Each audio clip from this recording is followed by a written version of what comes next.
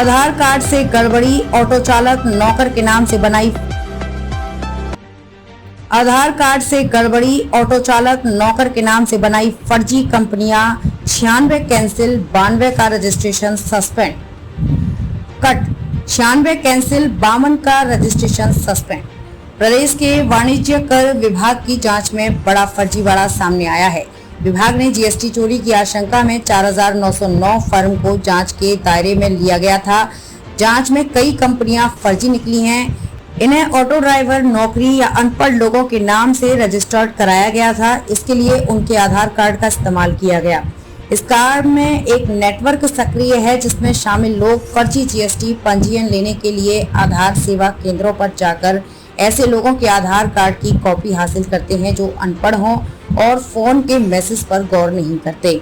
फिर इन लोगों को झांसे में लेकर उनके मोबाइल नंबर बदलवाने के बहाने आधार सेवा केंद्रों पर आवेदन दिलवाया जाता है और उनके अंगूठे के निशान लेकर आधार कार्ड से जुड़ा नंबर बदलवा लिया जाता है। इस तरह उस शख्स के आधार कार्ड को जीएसटी पंजीयन के आवेदन में शामिल कर लिया जाता है। इतना ही नहीं, फर्जी जीएसटी पंजीयन के लिए लगाए गए बिजली बिल और किरायानामा भी फर्जी पाए गए। किसी परिचित की आईडी पर भी फर्जी जीएसटी पंजीयन। इसी प्रकार कुछ मामलों में फर्जी जीएसटी पंजीयन किसी परिचित की आईडी पर भी बनाई जाती हैं और कुछ निश्चित भुगतान समय समय पर उक्त व्यक्ति को किया जाता है।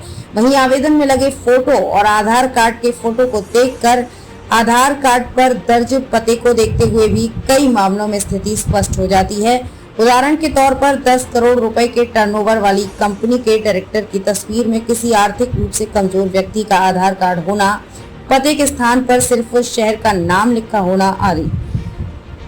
इन्वेस्टिगेशन सिस्टम क्यों नहीं पकड़ पाता खामी? दरअसल जीएसटी पंजीयन के आवेदन के लिए व्यवसायी को अपना आधार कार्ड, फोटो, किरायानामा, फोन, ईमेल आईडी देनी होती है। आवेदन में दर्ज नाम और आधार नंबर को आधार कार्ड में दर्ज नाम से मिलाया जाता है। अन्य किसी जानकारी को सत्यापित करने का कोई साधन नहीं है। अधिकारी अपने स्तर पर संपत्ति कर से जुड़े दस्तावेजों की जांच कर सकते हैं, लेकिन अन्य दस्तावेज कई बार फर्जी मिलते हैं। व्यवसाय इंदौर का रोटरी सागर की केस नंबर 1। इंदौर के एक व्यवसायी ने इंदौर में व्यापार करने के लिए किराए पर ली हुई जगह का किरायानामा सागर के किसी नोटरी अधिकारी द्वारा नोटराइज करवाया था। उक्त स्थान का वेरिफिकेशन करने पर पता चला कि ना तो किराएदार ने कभी उस मकान मालिक से बात की और ना ही कभी वहां से व्यापार संचालित किया। ऐसे ही केस नंबर 2 देखें तो दिल्ली के एक ही नोटरी से 10 रेंट एग्रीमेंट। विभाग को 10 पंजीयन ऐसे भी मिले जिसमें लगाया गया किरायानामा दिल्ली से नोटराइज हुआ था। ये सभी फर्म अलग अलग शहरों से संचालित हो रही थी, लेकिन सभी में एक ही नोटरी के हस्ताक्षर थे। रेंट एग्रीमेंट में एक जैसे गवाह के तौर पर एक जैसी लिखावट भी मिली, जिसके आधार पर पंजीयन निरस्ती शुरू कर दी गई। केस नंबर 3, करोड़ों फर्म के मालिक ऑटो ड्राइवर। जांच में पहचान चोरी करने का भी मामला आया, जिसमें एक गरीब दिखने वाला व्यक्ति की तस्वीर ऐसी कंपनी के मालिक के रूप में लगाई गई थी जिसका टर्नओवर 10 करोड़ का था। विभाग की जांच में पता चला कि वो ऑटो चालक था और उसकी जानकारी के बिना उसके आधार कार्ड का दुरुपयोग किया गया था। 1571 संदिग्ध 144 कंपनियों की 15 करोड़ की इनपुट क्रेडिट ब्लॉक।